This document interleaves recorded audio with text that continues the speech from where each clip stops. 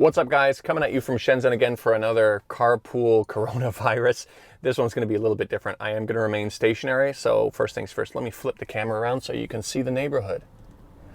So we are in Shekou of Nanshan district of Shenzhen. This is kind of the old area of Shekou. Behind me is where a lot of the expats live.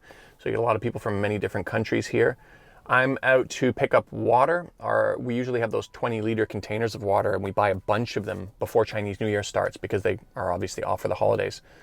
But those have run out, and our local delivery guy is from Hubei. So I don't think he's coming back anytime soon. And to be honest, I'm not sure if we'd want him coming up within the first 14 days of coming back, even if he did. Now, we did call him a few days ago. We called him, I think, 3 or 4 days ago to make sure him and his family were okay. He's been serving us for a really long time. And he's all good, everything's good. I've actually reached out to a lot of people I know in Wuhan, including one American teacher who used to teach in Wuhan University, and asked him if he knew anybody personally who has been infected, and he doesn't. He's heard of 2 foreign students in the university who have been, but he himself hasn't, and nobody I've reached out to from Wuhan knows anybody personally, but they've heard of stories, of course.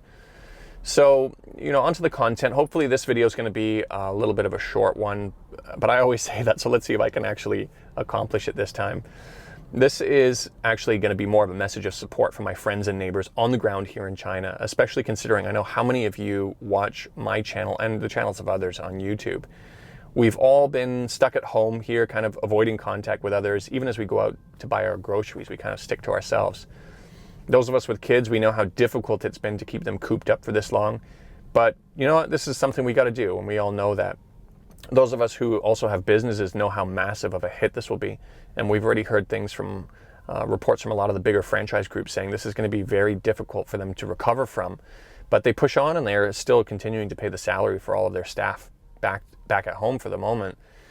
And the news within China is filled with the concerns we have here on the ground, from good to bad. And, good stories like the 84-year-old lady who donated over 50,000 renminbi to support Wuhan with additional supplies, and many others like her, to bad stories like pharmacies charging 850 renminbi for a small box of masks.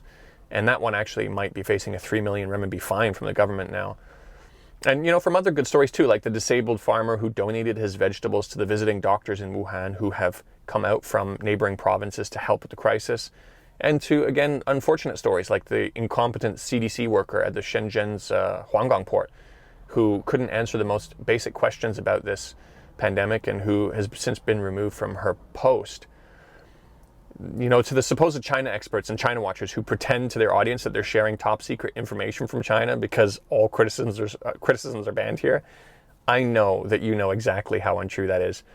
Even yesterday, the license plate of a suspected government official or employee, we're not quite sure, who managed to jump the queue in front of doctors at the Red Cross mask warehouse, who said they were for his leaders, these masks, had his license plate published on Chinese news. And I've already seen this being represented as something that was hidden from the news in China, when the story is actually alive and well here. But the extent of how inaccurate people's conclusions are surrounding an idea that people aren't allowed to criticize the government here whatsoever is a belief that they hold so dearly that I found no amount of article sharing or evidence could ever possibly challenge their position in this regard. But one thing I do want to say that's missing from the local media in China is any significant criticisms about the double standard in the global media when you compare how China's criticized, even after deploying quarantine efforts on a scale never seen before, while we saw nowhere near the level of scrutiny on the lack of response from the Americas while the H1N1 virus propagated across the globe. We aren't seeing the stories of the Japanese nationals being evacuated back to Japan from Wuhan who are left free to roam the streets if they haven't shown any symptoms yet or if they feel fit.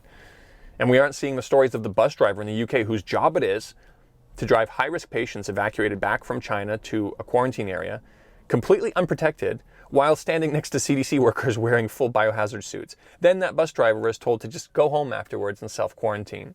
Now, we're not seeing that kind of stuff being pushed at us in China, and that's something maybe we should be proud of. We of course have more important things to focus on here on the ground. And you know what, saying any of that will probably fall on deaf ears anyways, especially while China was already a target for criticism long before this started. Trust me, I've tried. It falls on deaf ears. But for those of you who do see the hypocrisy outside of China, And for those of you who feel worn out from hearing everyone talk about the massive failures at the beginning of the crisis, which you're already very aware of, while they refuse to admit for 1 second that the response and efforts going on now are nothing short of epic, and could serve as a valuable example on pandemic control efforts for when the next big one happens, no matter where it is in the world, I'm here to offset those messages and say thank you. Thank you to the people who are following the steps to protect their families and neighbors. Thank you to the service workers who still show up to work in grocery stores so that we still have somewhere to buy our food, and the few delivery guys who are venturing out so that we can still receive our items of basic needs. Thank you to the CDC workers who are in charge of disinfecting the apartments that had confirmed cases, like the one in All City, Taiguchen, just next door to me a couple of days ago. Thank you to the people like my sister-in-law in Zhejiang, whose job it is to check on quarantined patients every day. And thank you to the businesses who are cooperating with the closures, or people like my friend in Fujian, who's given free rent periods to all of her tenants long before the government has even considered mandating something like this. There are a lot of people on the ground here who look at foreign media and are only continually told to not act like a victim, or are being villainized over and over again. Heck, even overseas Chinese who have not even visited China are being targeted or discriminated towards, including doctors. It's happening all the way from social media influencers up to large-scale news agencies. So the purpose of my video here is to put something out there that's really missing from the international conversation. A simple thank you and an appreciation for everyone who's involved in trying to control this in any constructive way through active efforts or simply by just participating in all the precautions and safeguards recommended by the government. This is something we're all worried about, but to the people who I'm directing this message of encouragement to, know this: what you're doing is many times more useful than those who simply try to shame you.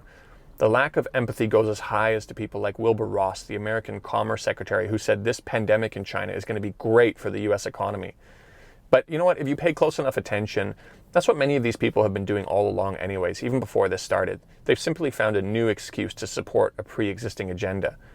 At the end of the day, many of these same people who claim to be good guys have never actually lifted a finger to show their good intentions with something tangible. The real heroes aren't sitting in armchairs or offices while virtue signaling China without even the most basic forms of self-reflection. The real heroes are on the ground here, and they're the individuals cooperating with the eradication efforts or even putting themselves at risk every day as part of their required jobs. When this is all said and done, there are of course going to be some important reflections that need to be made here in China.